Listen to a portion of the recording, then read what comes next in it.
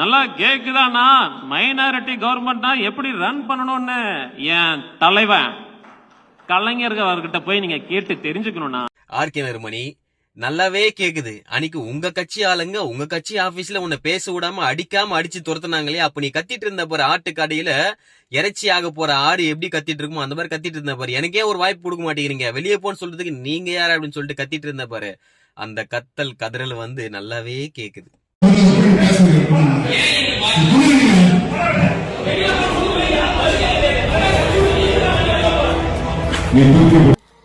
இதுக்காக தான் உன்னை அன்னைக்கு அடிச்சு துரத்துனாங்கன்னு சொல்லிட்டு எங்களுக்கு தெரியல. நாங்கெல்லாம் நினைச்சோம், என்னடா இது அவங்க கட்சி ஆளுங்க தானே, என்னதான் ஒரு யூடியூப்ல வந்து ஒரே பொய்யா அவங்க திமுக கட்சி பத்தி பேசினாலும் ஒரு வாய்ப்பு கொடுக்கலாம் இல்லையா அப்படின்னு நாங்க நினைச்சோம்.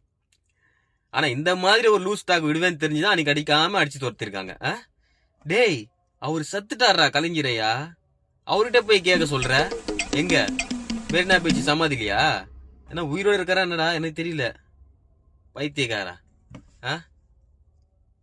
தற்கூரியா, இப்ப யாரு தெரிஞ்ச தற்கூரி அப்படின்ட்டு.